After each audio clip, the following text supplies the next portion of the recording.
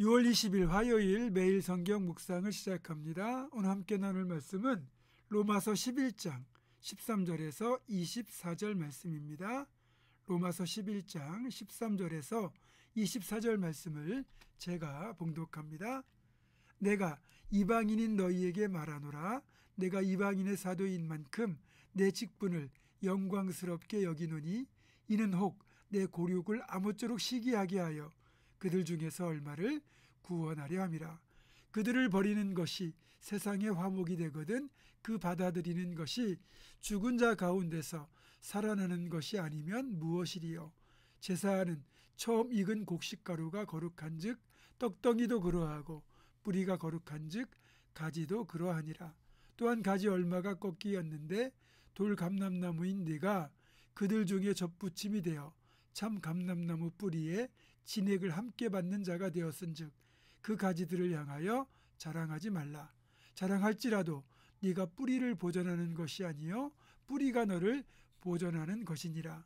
그러면 네 말이 가지들이 꺾인 것은 나로 접붙임을 받게 하려 함이라 하리니 옳도다. 그들은 믿지 아니함으로 꺾이고 너는 믿음으로 섰느니라. 높은 마음을 품지 말고 도리어 두려워하라. 하나님이 원 가지들도 아끼지 아니하셨은즉 너도 아끼지 아니하시리라. 그러므로 하나님의 인자하심과 준엄하심을 보라. 넘어지는 자들에게는 준엄하심이 있으니 너희가 만일 하나님의 인자하심에 머물러 있으면 그 인자가 너희에게 있으리라. 그렇지 않으면 너도 찍히는 바 되리라. 그들도 믿지 아니하는데 머무르지 아니하면 접붙임을 받으리니 이는 그들을 접붙이실 능력이 하나님께 있음이라. 네가 원 돌 감람나무에서 찍힘을 받고 본성을 거슬러 좋은 감람나무에 접붙임을 받았으니 원 가지인 이 사람들이야 얼마나 더 자기 감람나무에 접붙이심을 받으랴. 아멘. 오늘 11절을 보면 하나님께서 이스라엘로 하여금 이방인들을 시기하도록 만드신다고 언급하고 있습니다. 왜? 이스라엘은 이방인들을 시기하는 걸까요? 이스라엘 백성들의 전통적인 입장은 자신들만 구원받도록 선택받은 백성이라고 오랫동안 생각해 왔는데 어느 순간부터 자신들이 개만도 못하게 여기는 이방인들에게 복음이 전해지면서 이방인들이 구원의 대열에 참여하게 되는 걸 보고 이를 시기한다는 거죠. 그런데 이런 시기가 결국은 이스라엘로 하여금 하나님께로 돌아오는 계기로 만들어진다는 거예요. 그리고 때가 이르면 그 말씀대로 유대인들도 예수 그리스도의 이름 앞에 돌아오고 하나님의 구원에 동참하는 역사로 이어지게 되는 겁니다. 이 사실을 바울 사도는 접붙임을 통하여 설명하고 있습니다. 농사를 지어보신 분들은 아시겠지만 접붙이기라는 것이 있어요. 접붙이기는 식물을 인공적으로 번식시키는 방법의 하나로서 이 나무의 가지나 눈을 잘라서 접순으로 만들고 대목, 그러니까 밑바탕이 되는 나무에 접을 붙여 엉겨 붙게 하는 방법을 말합니다. 접붙이기를 하는 이유는 그렇게 하면 접순 품종의 성질을 변함없이 이어가면서도 재배하는 기간이 짧아지거나 결실 시기가 빨라지고 병충해에 대한 면역성이 생기는 등의 이점이 있기 때문입니다. 과일나무나 꽃나무의 경우는 특히 과일이 크게 되고 맛이 좋아지고 꽃도 아름답게 됩니다. 제가 어렸을 때 봤던 가장 흔한 접붙이기는 고욤나무의 감나무 접붙이기를 하는 것입니다. 감나무는 기본적으로 추위에 약한 나무거든요. 그런데 추위에 강한 고욤나무를 밑동으로 하여 감나무를 여기에 접붙이게 되면 추위에 강하면서도 만난감을 많이 맺는 그런 나무가 되는 겁니다. 바울 사도는 이런 접붙임의 원리를 이용해서 이스라엘과 이방인의 구원의 역사가 어떤 방식으로 이루어질지를 설명하고 있습니다. 접붙임을 하려면 먼저 줄기가 꺾이고 밑동만 남는 나무가 있어야 되는데 본문에서는 이스라엘이 그 밑동이 되는 참 감람나무 그리고 그 밑동에 접붙임을 받는 돌 감람나무가 바로 이방인들이라는 겁니다. 이스라엘이 줄기가 꺾이고 밑독이 되어버린 이유는 그들이 예수 그리스도를 배척하고 복음을 받아들이지 않은 것 때문이고요. 이방인들이 접붙임을 받게 된 이유는 그들이 복음을 듣고 예수 그리스도를 구주로 받아들였기 때문입니다. 이 사실을 언급하면서 바울 사도는 이방인 성도들을 향하여 두 가지 경고를 하고 있습니다. 첫째는 자랑하지 말라는 겁니다.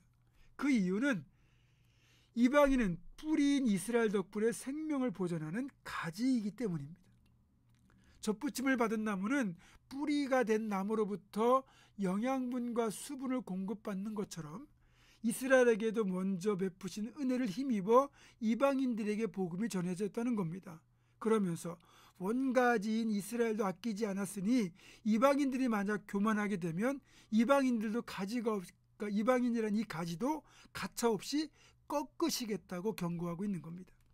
두 번째는 교만하지 말라는 겁니다. 구원은 전적으로 하나님의 은혜의 선물입니다. 우리가 잘나서 구원을 받을 수 있는 것이 아니죠.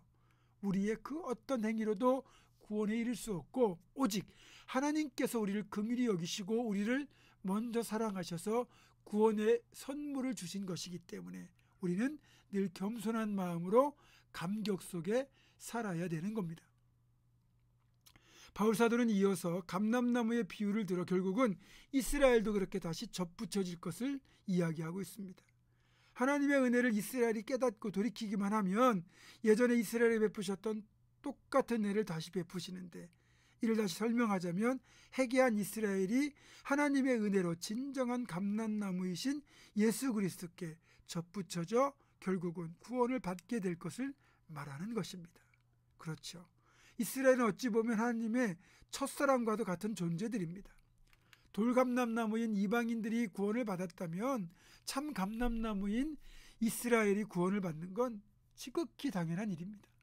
하나님은 바울 사도의 심정과 동일하게 이스라엘이 구원을 받기를 진정으로 원하고 바라고 계신다는 거죠. 이제 모든 나라와 열방과 백성들, 그리고 이스라엘 포함한 유대인들까지 하나님 앞에 다 돌아오는 그날까지 우리는 복음의 증인이 되어 살아가야 할 것입니다. 그런 우리가 되기를 주님의 이름으로 축원합니다. 기도하겠습니다. 돌감나무와도 같던 우리들에게 구원의 은혜를 베푸신 아버지 하나님, 참 감람나무인 이스라엘도 결국은 구원하실 것을 믿음으로 바라보며 바울 사도는 하나님의 선하신 역사를 계속해서 설명하고 있습니다. 하나님, 이제는 우리가 구원받은 백성들이기에 모든 종족과 백성들이 하나님 앞에 돌아오는 그날까지 구원받은 복음의 증인으로서의 사명을 잘 감당할 수 있도록 주님 도와 주시옵소서. 예수 그리스도의 이름으로 기도하옵고, 이제는 우리 주 예수 그리스도의 은혜와 하나님의 사랑과 성령의 교통하심이 돌감나무였지만 하나님의 은혜로 구원받은 하나님의 백성답게 이제는 복음의 증인되어 살아가기로 결단하는 사랑하는 모든 성도들, 이들의 삶과 가정과 생업과 앞날과 우리 교회 위에 지금부터 영원토록 함께 하시옵기를 간절히 축원하옵나이다. 아멘.